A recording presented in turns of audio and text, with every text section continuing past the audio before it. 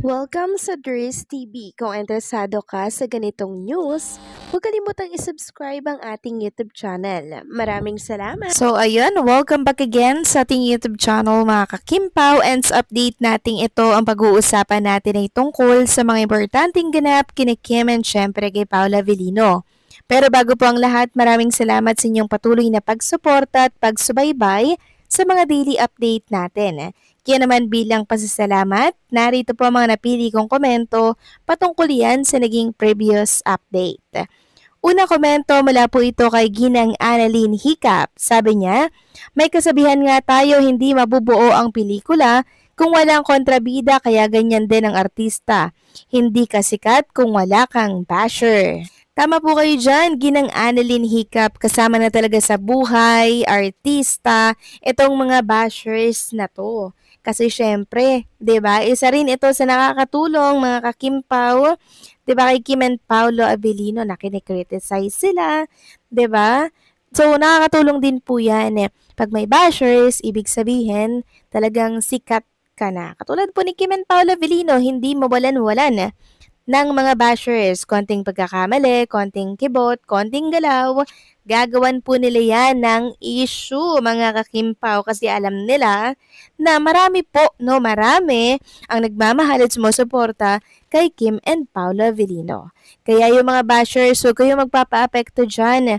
Sanayan lang yan, ika nga po nila. Diba? Kaya wag tayong magpapa-apekto dyan sa mga seniors natin na lagi pong nakasubaybay sa mga vlog natin. Wag na wag po kayong magpapaapekto, kasi pag nagpaapekto kayo dyan, nako, mahina po kayo. So, lagi lang tayong tumutok, or sumuporta or mag-focus kina Kim and Paula Avellino. Kasi ang daming mga good vibes na nangyayari po sa kanila. 'Di ba? Hindi natin kailangan na mag-entertain ng mga negativity, okay? So, maraming salamat po sa komento. Ginang Annalyn Hiccup, God bless po at mabuhay kayo. At ang pangalawang komento naman mula po kay Ginang Vivian Karaig. Sabi niya, very much appreciated the mga cast. They're all very good. Congrats sa mga directors, writers, crew staff. Love you all for loving Kim Pao so much. Doon lang sa MediaCon, watch ko yung all throughout sana to theaters ang inarkila ng management. Daming hindi nakapasok sa Trinoma, mga fans. Si Sir Dondon, galing niya basta galing ng lahat. Shout out po ulit, Misters. God bless us all. So maraming salamat po sa komento, Ginang Vivian Karaig. Yes po, congratulations sa mga director, writers, crew, and staff ng The Alibay. Talagang sobrang successful, nang naging launch nila kahapon. Grabe, sobrang ang daming napasayang mga fans, nanood ng live, sobrang gagaling talaga nila mga kakimpaw. And si Mashasha Padilla, ang ganda niya mga kakimpaw, kahit na sabing may edad na siya. And syempre, si Kim and Paolo Avellino, yung talagang nag-shine sa gabing yon mga kakimpaw. So nakakatuwa lang dahil talaga namang successful yung nangyari kahapon. And doon sa mga hindi nakapasok sa theater na inarkila po ng management, bakit po kaya, Bakit po kaya ganun yung nangyari?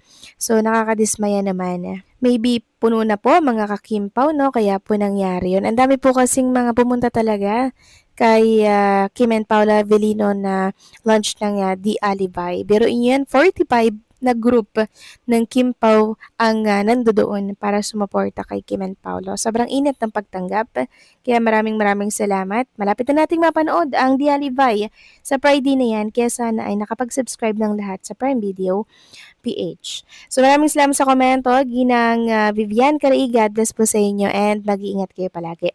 So ito na nga, pag-usapan na natin mga kakimpaw ang mga topic po na nakalap natin sa araw na to ng Miyerkules. At unahin na nga nating pag-usapan ang tungkol dito sa binitawang salita po ni Mr.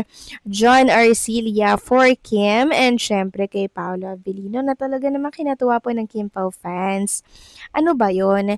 So sabi po kasi nitong si John Arcilla ay proud na proud siya na maging part po ng cast ng The Alibay. no? And syempre, sobra daw siyang na-in love sa mga cast, especially daw sa Kim Pao. Ayan yung binitawan niya po kahapon.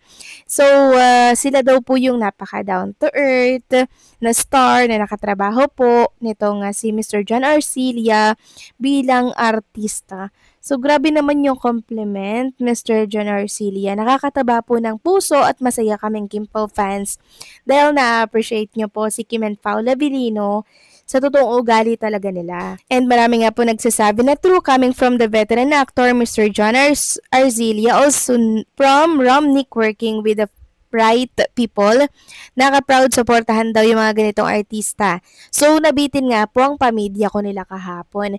And after po ng media con, mga kakimpaw, nagkaroon po ang lahat ng mga star, mga katrabaho po ni Kim and Paula Vilino dito po sa The Alibay ng parang after party. Yes po, after party ng mga cast, staff, and crew ng ABS-CBN para po yan sa The Alibay. So ito ipapakita ko na lamang po sa inyo yung ilang picture ni Chinita Princess kasama ang mga bigating personalidad syempre ng ABS-CBN katulad po ni COO Ma'am Cory Bidanes. So ayan po ang mga director din, kasama din po ni Chinita Princess, Sarah Perzel at iba pang mga cast ng The Alibay. Sobrang saya ng gabing yon mga kakimpaw, nagsala-sala sila, nag-party-party sila. And marami nga po naghahanap, no? Maraming naghahanap kay Paula Avellino sa gabing ito. Bakit daw wala si Paula Avellino? Wala daw sa picture si Paula Avellino. Kung ano-ano na naman ang naglalabasan, mga kakimpo ng mga bali-balita. So eto, tatapusin at sasagutin na natin ang katanungan na yan kung bakit wala po si Paula Avellino sa mga pictures after party na ginanap kahapon para po yan sa launching ng The Alibay. So, si Paolo po ay sumaglit. Iniwanan niya muna si Chinita Princess after party.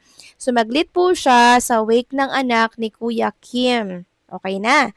Kuya Kim kasi last lamay na daw ata kagabi. Di ba friend sila ni Paolo Avellino, gymmate ni Kuya Kim, si Paolo Avellino. So, hindi po siguro pwede daw si Chinita Princess na isama kasi nga po, movie nila yun. Dapat may isa man lang na magrepresenta mga kakimpaw sa The Alibay. So si Paolo talaga, siya na lang po yung pumunta. 'Di ba? Si Kim na iwan po talaga. So sila yung bida doon kaya dapat may matira man lang, may maiwan man lang.